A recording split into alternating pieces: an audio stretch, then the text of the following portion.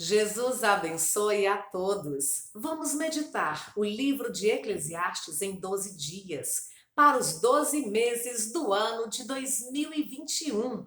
Oitavo dia, oitavo capítulo.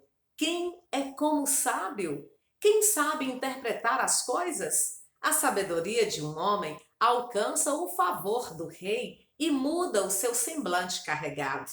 Este é o meu conselho. Obedeça às ordens do rei, porque você fez um juramento diante de Deus. Não se apresse em deixar a presença do rei, nem se levante em favor de uma causa errada, visto que o rei faz o que bem entende. Pois a palavra do rei é soberana e ninguém lhe pode perguntar: o que estás fazendo? Quem obedece às suas ordens não sofrerá mal algum, pois o coração sábio saberá a hora e a maneira certa de agir. Porquanto há uma hora certa e também uma maneira certa de agir para cada situação. O sofrimento de um homem, no entanto, pesa muito sobre ele, visto que ninguém conhece o futuro.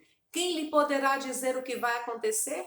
Ninguém tem o poder de dominar o próprio espírito, tampouco tem poder sobre o dia da sua morte e de escapar dos efeitos da guerra. Nem mesmo a maldade livra aqueles que a praticam. Tudo isso vi quando me pus a refletir em tudo o que se faz debaixo do sol. Há ocasiões em que um homem domina sobre outros para sua própria infelicidade. Nessas ocasiões, vi ímpios serem sepultados e gente indo e vindo do lugar onde eles foram enterrados. Todavia, os que haviam praticado o bem foram esquecidos na cidade. Isso também não faz sentido quando os crimes não são castigados logo. O coração do homem se enche de planos para fazer o mal. O ímpio pode cometer uma centena de crimes e, apesar disso, ter vida longa, mas sei muito bem que as coisas serão melhores para os que temem a Deus, para os que mostram respeito diante dele. Para os ímpios, no entanto, nada irá bem, porque não temem a Deus e os seus dias, como sombras, serão poucos. Há mais uma coisa sem sentido na terra: justos que recebem o que os ímpios merecem e ímpios que recebem o que os justos merecem. Isso também, penso eu, não faz sentido. Por isso recomendo que se desfrute a vida, porque debaixo do sol não há nada melhor para o homem do que comer, beber e alegrar-se. Sejam esses os seus companheiros no seu duro trabalho, durante todos os dias da vida que Deus lhe deu debaixo do sol. Quando voltei a mente para conhecer a sabedoria e observar as atividades do homem sobre a terra, daquele cujos olhos não veem sono nem de dia, nem de noite, percebi tudo o que Deus tem feito. Ninguém é capaz de entender o que se faz debaixo do sol. Por mais que se esforce para descobrir o sentido das coisas, o homem não o encontrará. O sábio pode até afirmar que entende, mas na realidade não o consegue encontrar. O mestre fala: quem é como o sábio? Quem sabe interpretar as coisas? O livro de Eclesiastes tenta entender o significado de toda a vida. Para isso, dedica a entender, a aprender, a investigar, a buscar a sabedoria e tenta compreender para concluir razão de ser das coisas. E conclui que observar as atividades do homem sobre a terra faz perceber o que Deus tem feito. Mas o futuro incerto aumenta o sofrimento de um homem. Quem lhe poderá dizer o que vai acontecer? Pois quanto maior a sabedoria, maior o sofrimento. E quanto maior o conhecimento, maior o desgosto.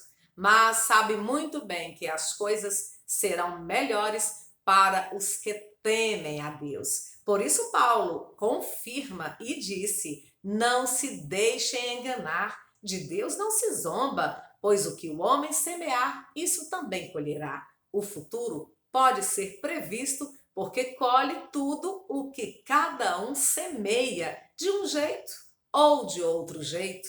Quem semeia para a sua carne, da carne colherá destruição, mas quem semeia para o Espírito, do Espírito colherá a vida eterna.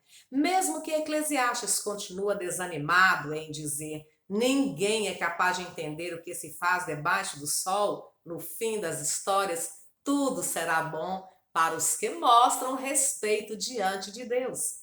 Sabemos que Deus age em todas as coisas, para o bem daqueles que o amam, dos que foram chamados de acordo com o seu propósito. Ninguém tem o poder de dominar o próprio espírito e ninguém pode impedir o próprio espírito de partir. Ninguém é capaz de evitar o dia da sua morte. Não há como fugir dessa batalha. E, diante da morte, a maldade certamente não livrará o perverso. Jesus desafia: quem de vocês, por mais que se preocupe, poderá acrescentar um côvado à sua estatura?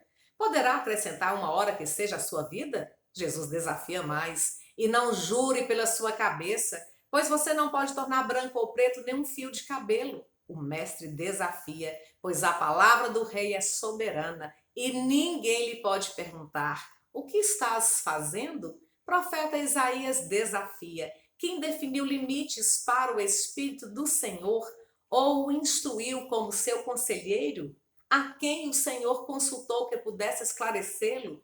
O que lhe ensinasse a julgar com justiça? Quem lhe ensinou o conhecimento ou lhe apontou o caminho da sabedoria? Paulo desafia, portanto, aquele que se rebela contra a autoridade está se opondo contra o que Deus instituiu, e aqueles que assim procedem trazem condenação sobre si mesmos. Eclesiastes está caminhando para uma compreensão muito mais profunda. Deus não é Deus de mortos, mas de vivos, pois para ele todos vivem. Ore comigo, diga: Jesus, eu te amo, como filha de Deus. Eu confesso Jesus como meu Senhor, meu Salvador, meu Deus, que morreu na cruz pelos meus pecados, ressuscitou dos mortos, venceu a morte, me livrou do diabo e me aceitou como filha de Deus. Eu te peço o seu melhor presente, o Espírito Santo, em nome de Jesus. Vem, Espírito Santo, eu te peço, 12 meses deste ano nas tuas mãos, em nome de Jesus. Obrigada, Jesus. Jesus abençoe a todos mais e mais.